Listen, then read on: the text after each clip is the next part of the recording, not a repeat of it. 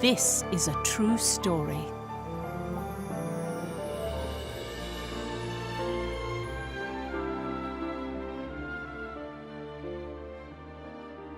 I can understand that soldiers die during war. However, according to your story, Professor, Amlet the traitor went out of his way to kill one of the Empire's grand generals. Why did he go to such lengths? There's a reason behind his actions, as well as why this grave was built as the traders had requested.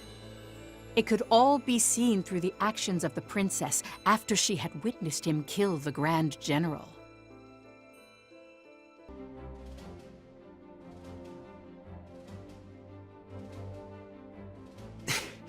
Why don't we catch our breath? Nay, I will carry on.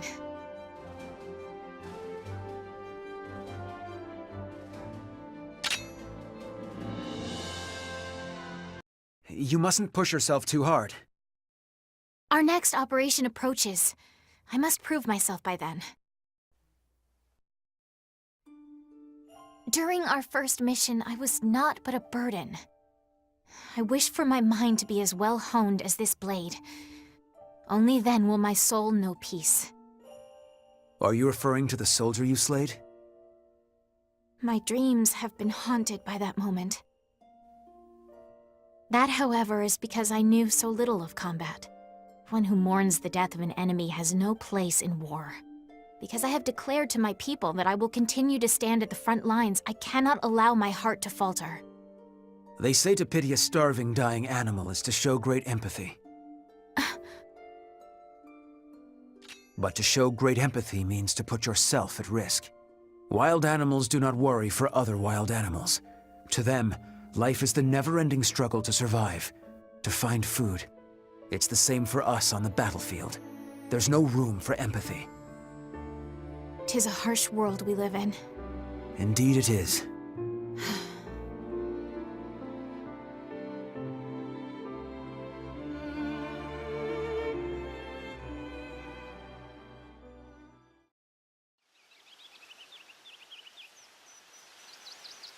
From the palace terrace, everything looks black and white.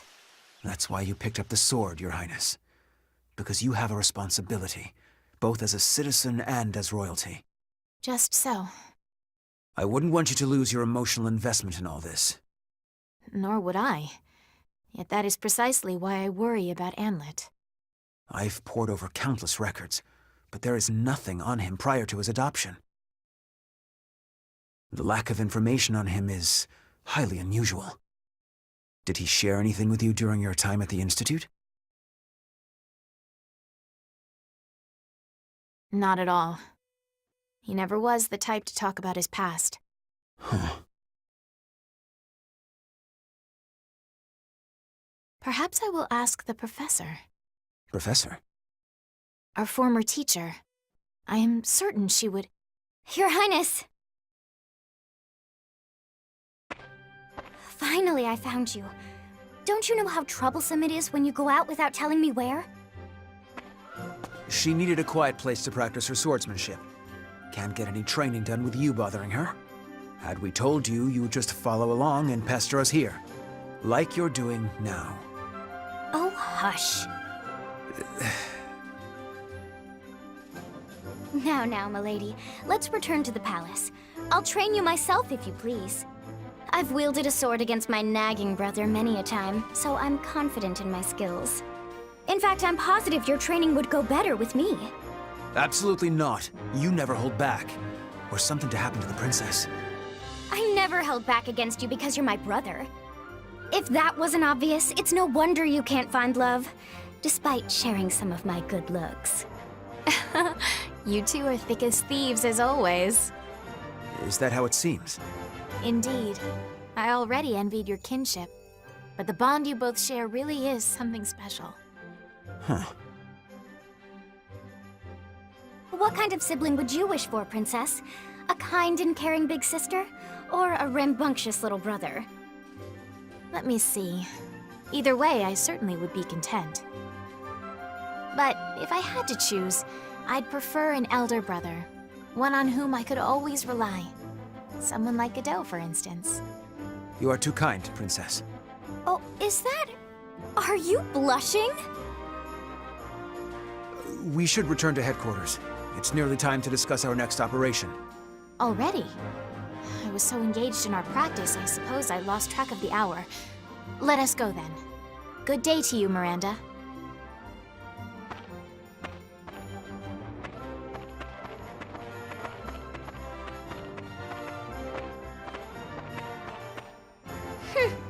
Guess my big brother's got a soft spot after all.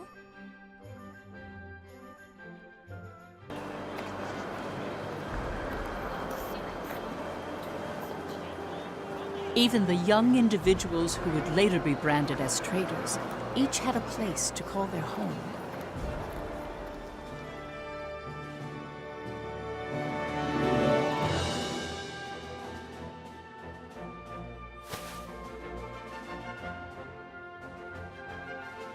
Fried Erikson was a columnist who earned his acclaim by often contributing to famous newspapers. His provocative pieces stimulated patriotism in people and led the citizenry of Jutland toward jingoistic tendencies.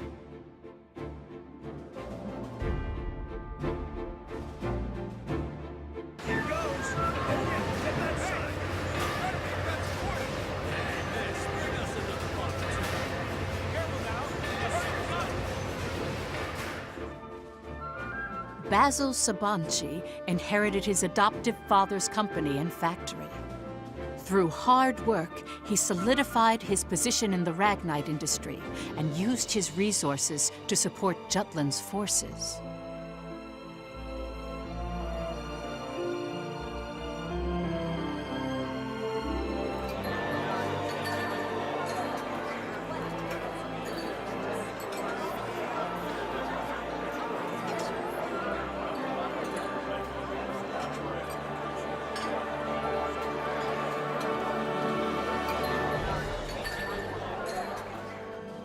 Violet Sand was in military intelligence, although no detailed records of her remain. She had infiltrated and gathered intel on not only the Ruzi Empire, but various other world powers all by herself. The facts surrounding her only came to light in recent years due to more in-depth investigation and research techniques.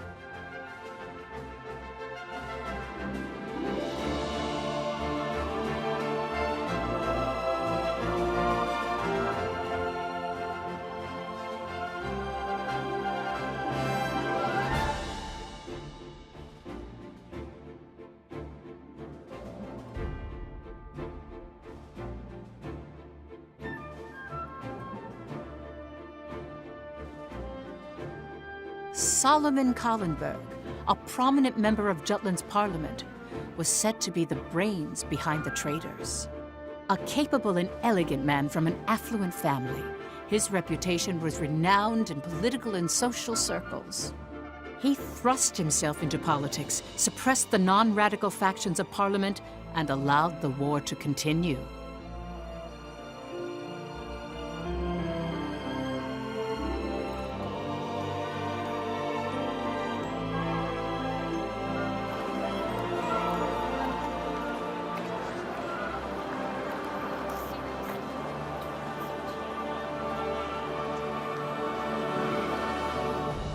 Amlet Gronkir's facade is well documented through his victorious achievements during the war.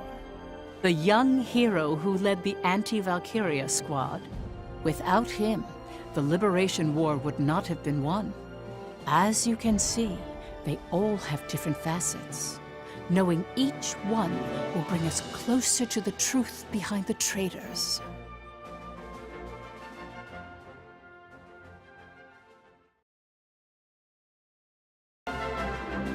Op details are as follows.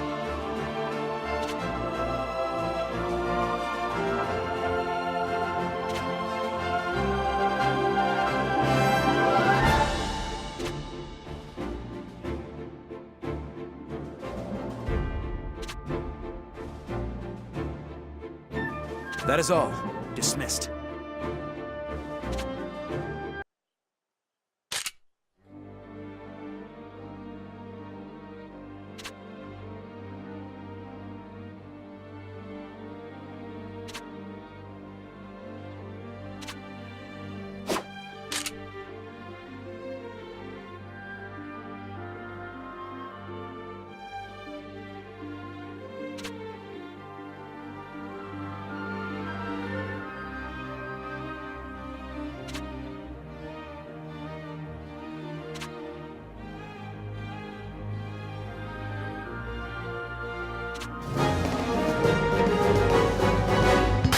Wonderful.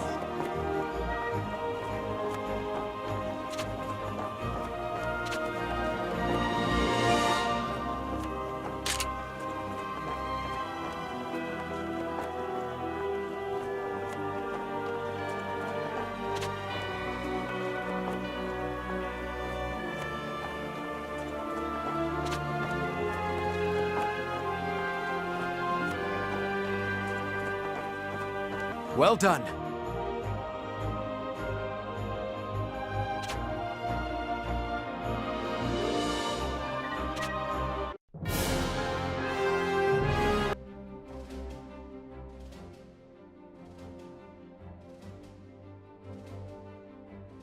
The response to your column's been amazing. Well, you did a lot to promote it. What do you say to working for us again? You're single-handedly boosting sales. I'm sure we could swing you more money if that's what you want. Nah, the freelance life suits me. Fair enough. If you ever change your mind, just let me know. Honestly, ever since you left, the whole paper's editorial tone has shifted slightly. Oh yeah? It's like no one's afraid to speak up anymore. I bet readers have noticed the change as well. Just walking down the street, I can tell things are different now. Ever since we took back Molda, the fog of Ruse's oppression has lifted. Still, it would have been better to avoid war altogether. But since that ship's already sailed, I suppose the people who pushed for it must shoulder that responsibility. You say that like you had a hand in it. Of course not. Just do what you do best. Right. We're all waiting to see what you come up with next.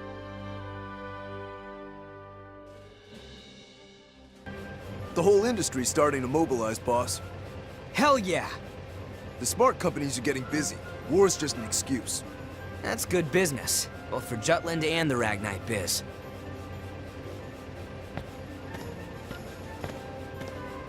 Good to see you, sir. Keep up the hard work, but try to clock out on time, yeah? Don't make your mama cry. Yes, sir. The war economy's coming. While everyone's rooting for us to win big, now's our chance to rake in the dough. Don't get cold feet accepting orders, got it? Competition's already heating up. You got it, boss. Is this really all right, Mr. President? Don't worry so much. If we don't ride out this wave, we'll be left high and dry while our rivals are swimming in cash. But the higher-ups in the Ragnite Manufacturing Union were opposed to the war, weren't they? They stressed that instead of agitating the Empire, we ought to focus on negotiating for fewer economic restrictions. So, won't this lead to a direct confrontation with the Union? Even better. I can finally outplay those tight-assed coots. It'll be perfect. That said, they do got a good nose for money.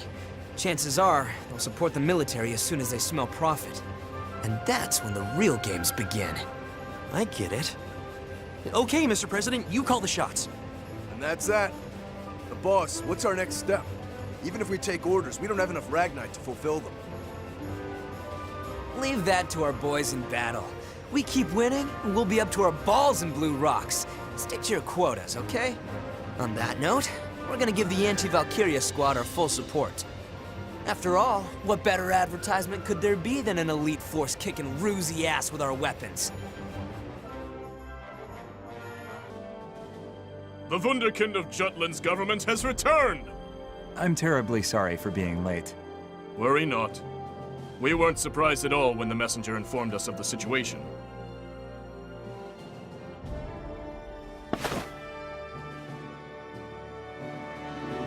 It sounds like you had quite the debate with that moderate Councilman Lindegard. I don't think politics would make for an interesting topic at the dinner table. Everyone wants to hear about it. We were just talking about the day you persuaded the king on the necessity of this war. You exaggerate, sir. No need to be humble. Many of those here once held office as well, and they'd never heard of something so counterintuitive. To think that war would be what shines a ray of hope on a closed-off country. And what happened? The gunfire at the Empire's towering base in Molda became the light that illuminated Jutland. Lord Mankind, I understand your desire to praise your future son-in-law, but it's a letdown hearing you tell the tale. We haven't even had a toast to celebrate his return yet. Oh, where are my manners? Please excuse me, Lord Ostrad. Don't worry about it, Lord Madkine. In fact, I'm quite thankful for it. Solomon, would you do the honors? Me, Father? Don't keep everyone waiting. Very well. At this time, I think there is only one suitable toast to give. To Jutland's victory. That's right, to victory. To victory! Furthermore, I have an announcement to make. What is it? The hostilities have begun. With that in mind, I'd like to delay Sophia's and my wedding until after the war. Until the day Jutland seizes victory. Solomon, what's gotten into you? Does Sophia know about this? This is my decision, and it's the first time I've mentioned it. I'm sorry for not discussing this with you. I had a feeling you would say that. You talk as if this has nothing to do with you. Father, Solomon is very hard both on himself and on others. He feels that it would not be right for only him to be happy during this time of war. It's all right, Sophia. You don't have to go out of your way to defend me. Please excuse my selfishness. I simply wish to focus on changing this country.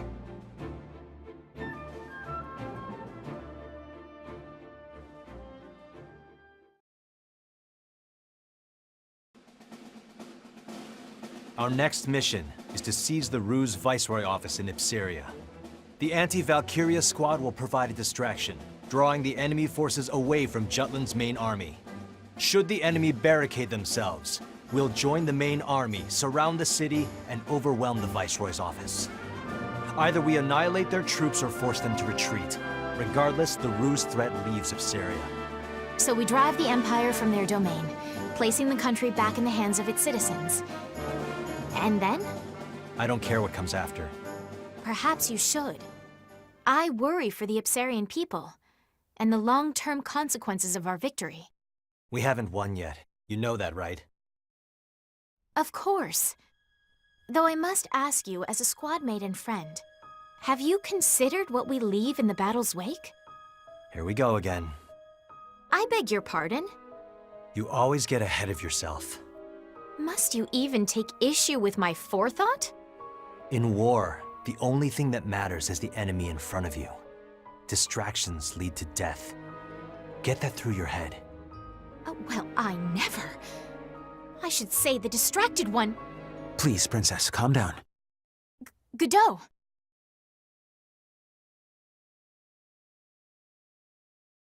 My apologies. 'Twould seem I'm behaving improperly again. Is this going to happen every time they're in the same room? Pish-posh! Enough of this plebeian poppycock. I shan't name any names, but the fish rots from the head. Perhaps we need a new captain, a true leader, like myself. I thought I'd never get used to seeing a lover spat, but once you get used to it, it's not so bad.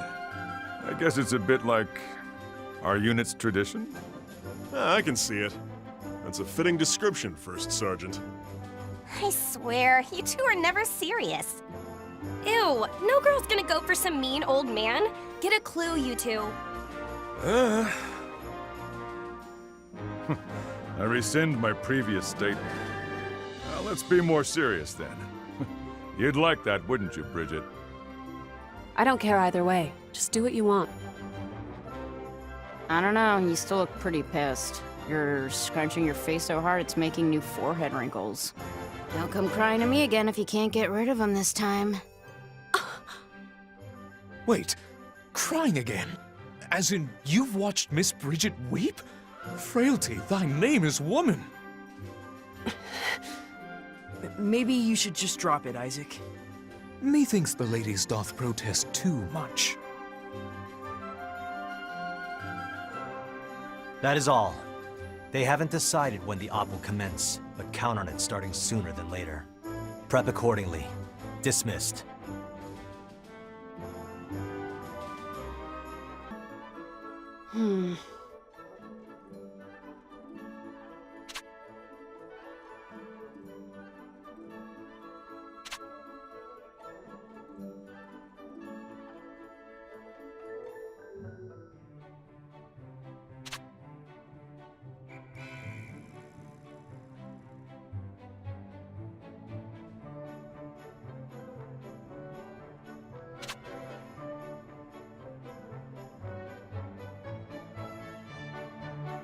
Yes.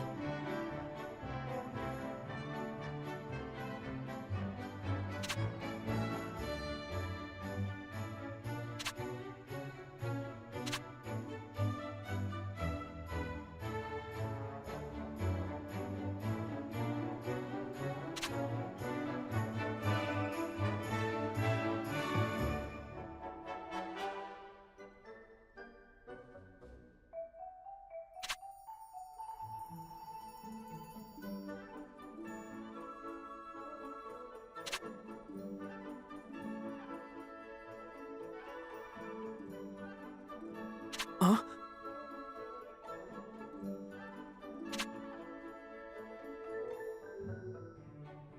Not at all.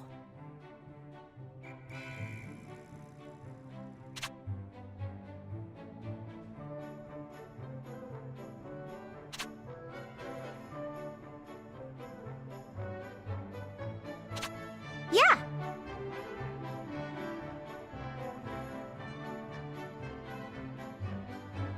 That's right.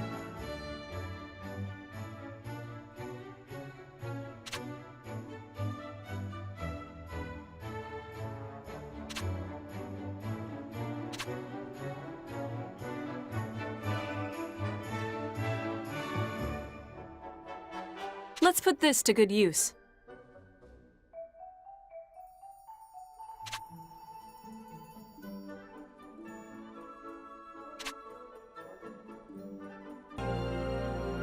Op details are as follows.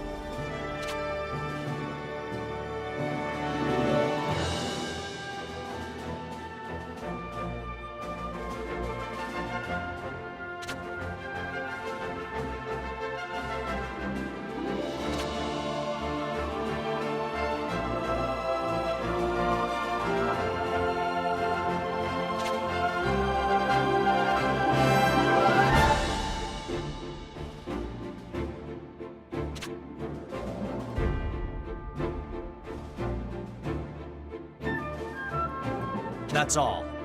Vannergan, move out. October 1853. The Jutland army departed to attack the Ruzi Empire, who was controlling Ipseria. Ipseria was a point of strategic importance to both sides. More than half the land is covered with mountains rich with ragnite veins, giving a great many people work in the mines.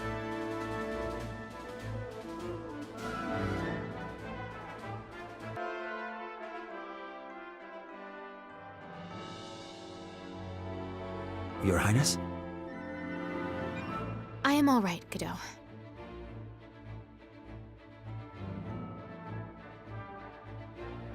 All units, commence operation.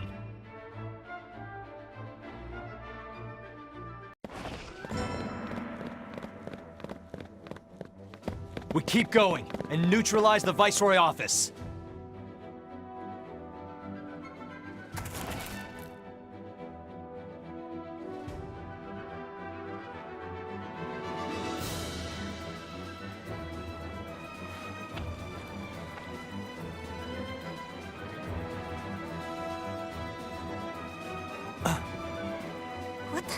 Who the hell is that? An enemy. You can tell by his glare. There's no trace of intelligence. He has the eyes of a beast. Come now, one pup does not a wolf pack make. Baring your fangs at an apex predator like me isn't bravery, it's buffoonery. Isaac, you're an idiot. But you got a point. Something smells fishy here. Maybe it's a trap. Like a decoy. Or an ambush. Who cares? Let's do this, Jordan! Victory goes to those who were first to strike, First Sergeant.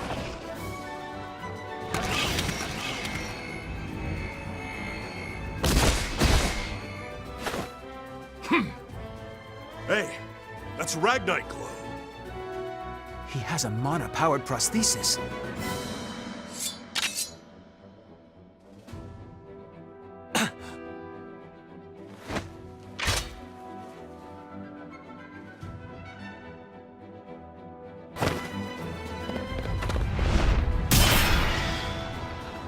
The rest of you, keep going. Finish the mission.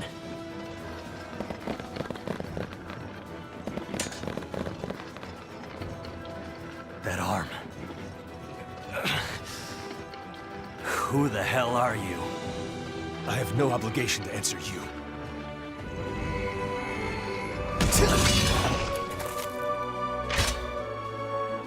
This will not go as you planned.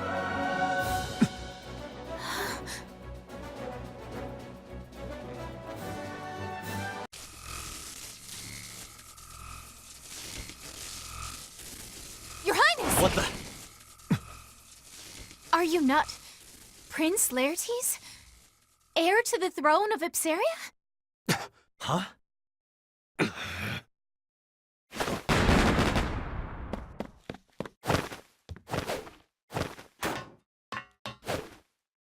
Wow. Awesome. He was tougher than the tank.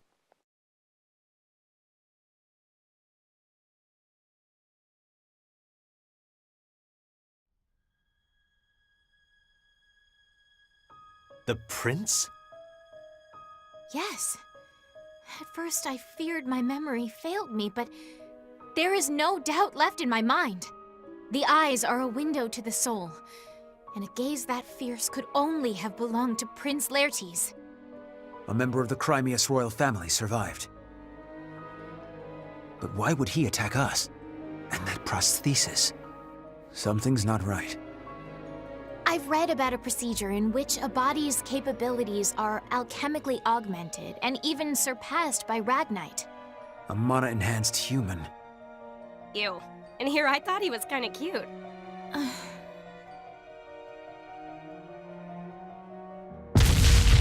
We can validate the facts later. We need to prioritize the operation first.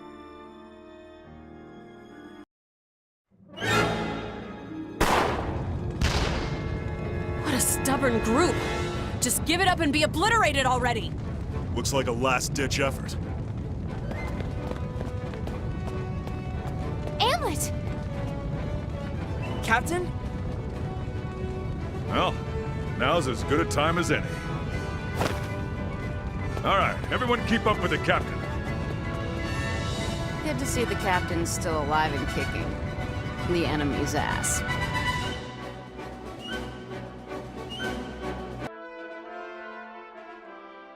Looks clear.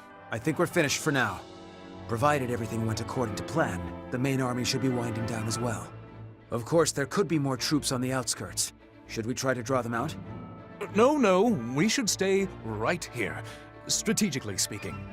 Regardless, the residents will come out when the battle concludes. It'll be fine if we're welcomed with open arms. But it'll be a hassle if they put up a resistance.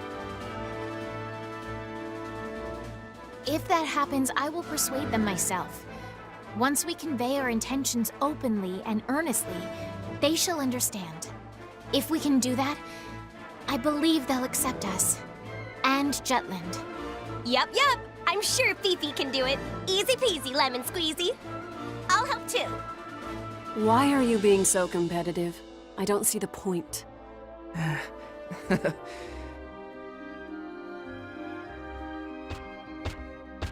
We could use all the Hans we can get.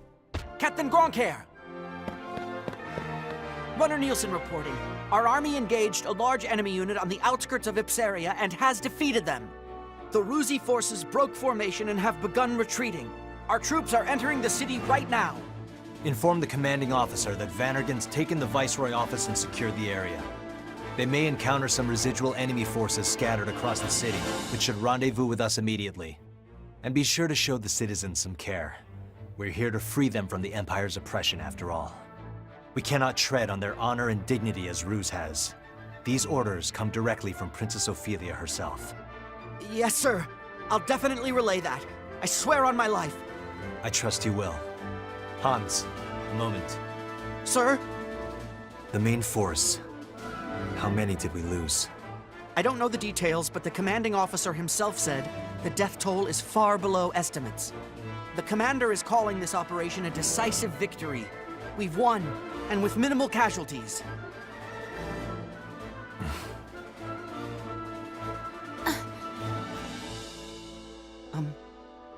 something wrong, Captain? No, nothing. Thank you, Hans. Yes, sir. I'll be taking my leave now.